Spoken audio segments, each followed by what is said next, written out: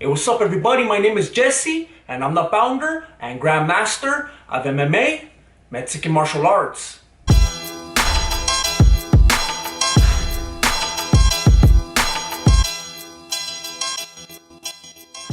I want to start off by addressing the controversy that took place over the last several days. As you already know, Fight Night 143 just took place in Brooklyn. And much to your dismay, I did not host a Mexican fight companion. Originally, I was planning on it, but I decided to step down because of some controversial tweets of mine that resurfaced from back in 2009. In my defense, I was a completely different person back then.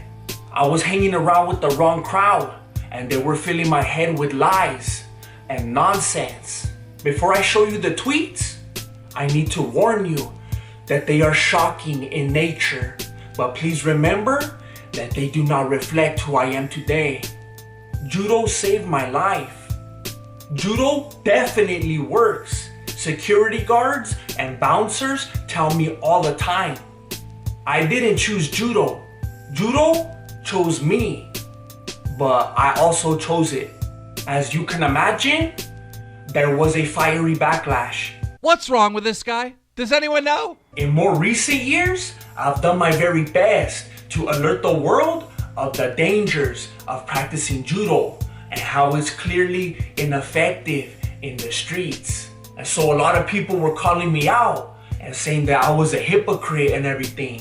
And I didn't want all of this drama to cast a shadow over Henry Cejudo and TJ Dillashaw. So I decided to take a step back, and the homies at MMA On Point held it down and came through with the fight companion.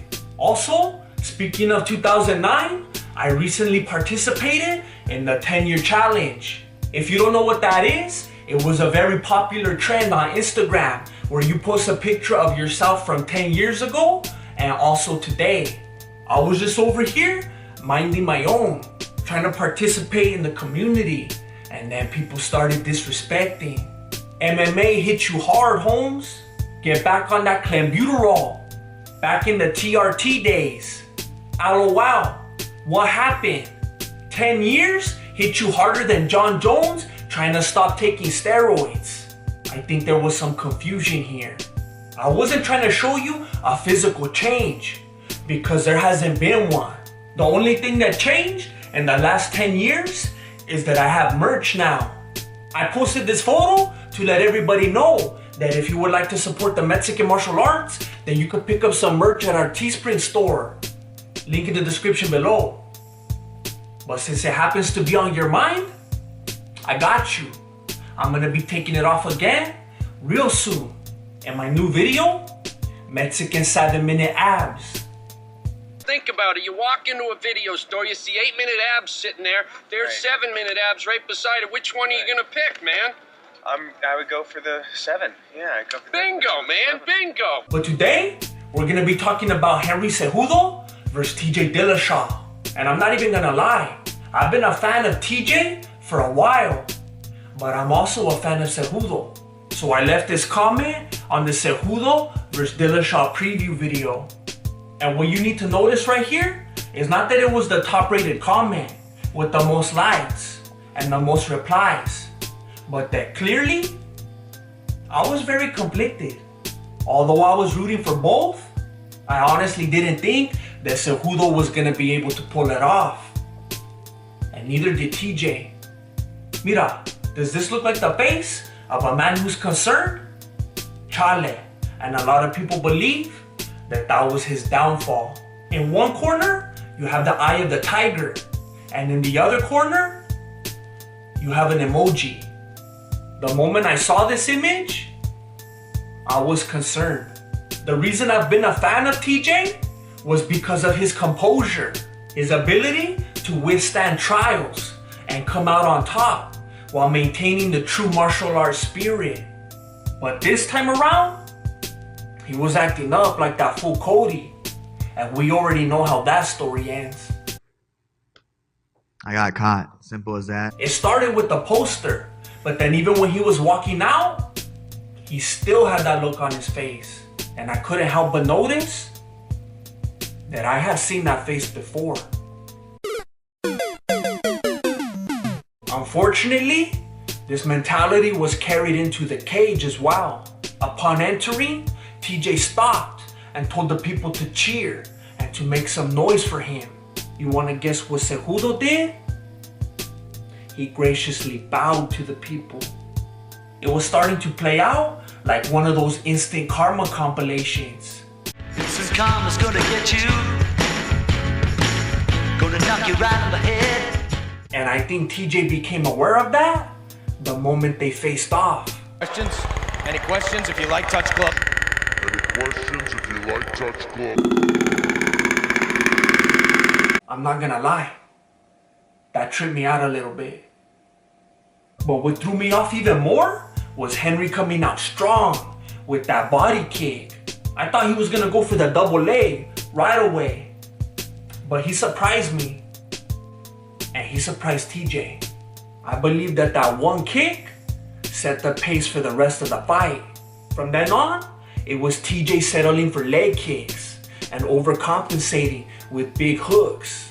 But Henry wasn't going out like that. And he had that Mike Tyson head movement. And all he needed to counter with was a little push.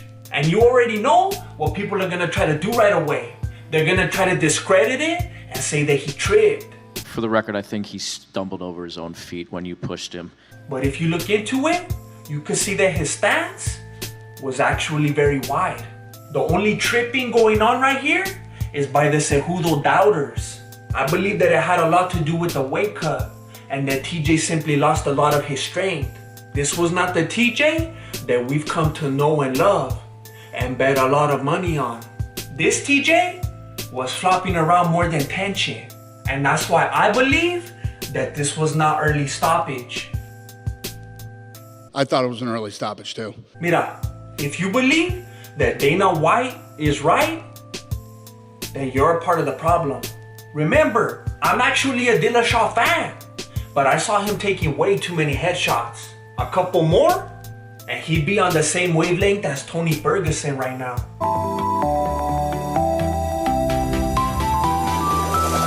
But I can understand the frustration and a lot of people talking papas about the referee, because even though I don't think it was an early stoppage, I don't think that fool's in the right profession.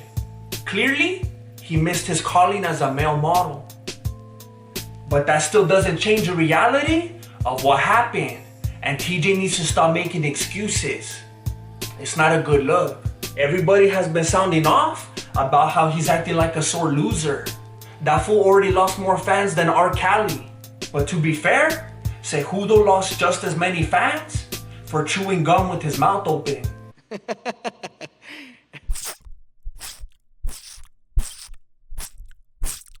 Mira, I don't know what the future holds. Maybe Henry Cejudo turns into Henry Menudo and challenges TJ at 135. Maybe they meet again at flyweight. Maybe I get 100,000 subscribers in 2020.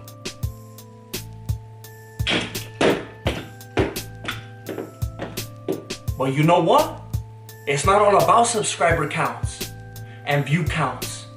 Because at the end of the day, even at the beginning of the day, I have people who believe in me and who support me. And that's why I'm very happy to let you know that this episode is sponsored by Fabuloso. If you're like me, then you can't afford a gym membership. So you're not gonna be rolling up with your yoga mat and your Fitbit to knock out some push-ups while you're actually trying to scope out Kimberly. Chale. You're doing push-ups on the kitchen floor. And I don't know about you, but I live with a lot of people and 2 dogs. The other day, I got down here to knock out some push-ups and there was pee all over the floor. And that was before we even got the dogs. I just used Fabuloso right now. And I want to show you the before and after photo.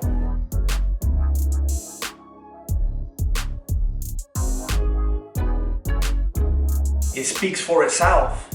And my push-ups have never looked so clean. If you got a grimy floor and you can't afford a gym membership, then try fabuloso. Thank you for supporting Mexican martial arts. Appreciate it.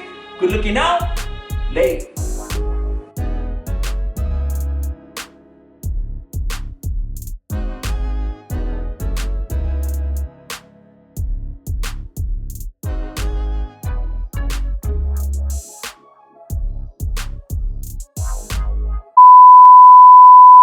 All of me, why not take all of me?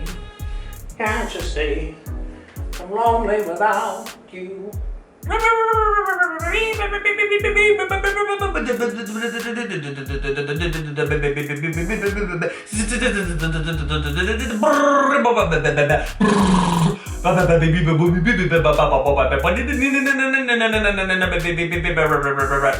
All right.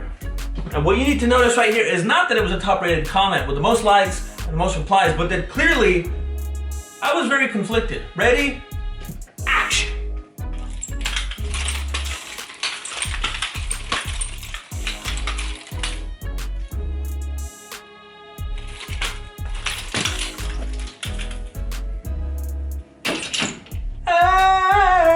Action! Okay. Unbelievable. Unreal. Unreal. Unreal.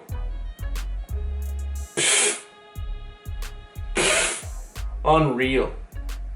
You don't know. You don't know. Do you know? Do you know? Let me know if you know.